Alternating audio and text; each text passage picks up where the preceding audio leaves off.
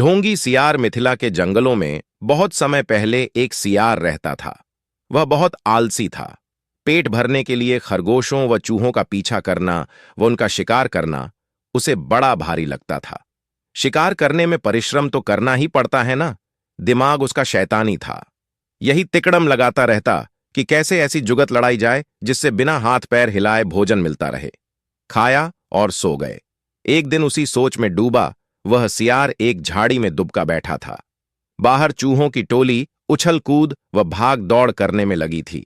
उनमें एक मोटा सा चूह था जिसे दूसरे चूहे सरदार कहकर बुला रहे थे और उसका आदेश मान रहे थे। सियार उन्हें देखता रहा।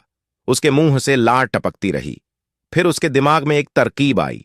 जब चूहे वहां से गए तो उसने दबे पांव उनका पीछा किया। कुछ ही दूर उन चूहों के बिल थे। सियार वापस लौटा। दूसरे दिन प्रातः ही वह उन चूहों के बिल के पास जाकर एक टांग पर खड़ा हो गया। उसका मुंह उगते सूरज की ओर था। आंखें बंद थीं। चूहे बोलों से निकले तो सियार को उस अनोखी मुद्रा में खड़े देखकर वे बहुत चकित हुए। एक चूहे ने जरा सियार के निकट जाकर पूछा, सियार मामा, तुम इस प्रकार एक टांग पर क्यों खड़े हो? सियार ने एक आंख खोलकर बोला, मूर्ख, तूने मेरे बारे में नहीं सुना कभी।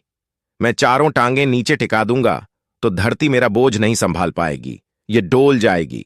साथ ही तुम सब नष्ट हो जाओगे। तुम्हारे ही कल्याण के लिए मुझे एक टांग पर खड़े रहना पड़ता है। चूहों में खुसर पुसर हुई। वे सियार के निकट आकर खड़े हो गए। चूहों के सरदार ने कहा, हे महान सियार, हमें अपने बारे में कुछ बताइए। सियार ने ढोंग रचा, मैंने सैकड़ों वर्ष हिमालय पर्वत पर एक टांग पर खड़े होकर तपस्या की। मेरी तपस्या समाप्त होने पर एक टांग पर खड़े होकर तपस्या की। मेरी तपस्या समाप्त होने पर सभी देवताओं ने मुझ पर फूलों की वर्षा की। भगवान ने प्रकट होकर कहा कि मेरे तप से मेरा भार इतना हो गया है कि मैं चारों पैर धरती पर रखूं तो धरती गिरती हुई ब्रह्मांड को फोड़कर दूसरी ओर निकल जाएगी। धरती मेरी कार आर पार ही टिकी रहेगी। तब से मैं एक टांग पर ही खड़ा हूं।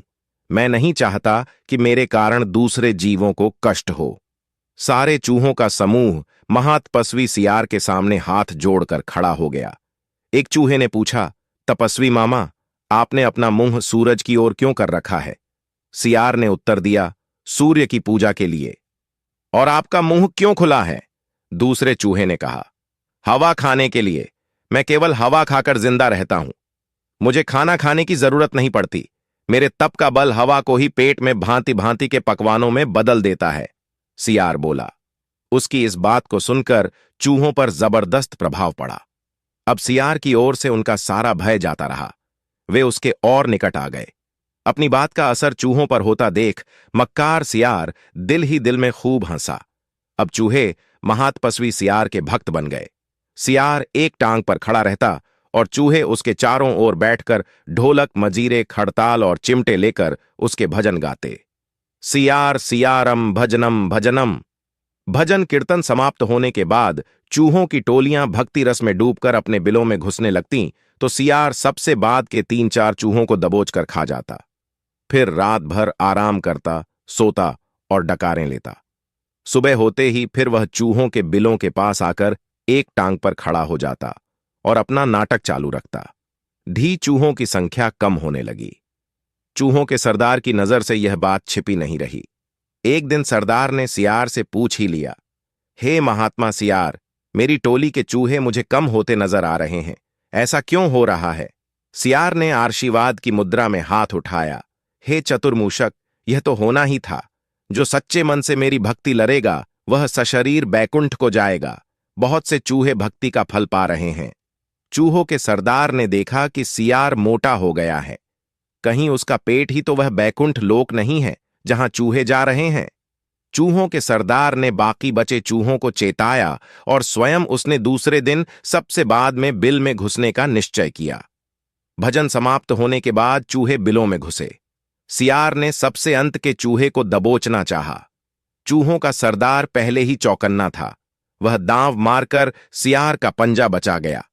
असलियत का पता चलते ही वह उछलकर सियार की गर्दन पर चढ़ गया और उसने बाकी चूहों को हमला करने के लिए कहा। साथ ही उसने अपने दांत सियार की गर्दन में गड़ा दिए। बाकी चूहे भी सियार पर झपट्टे और सबने कुछ ही देर में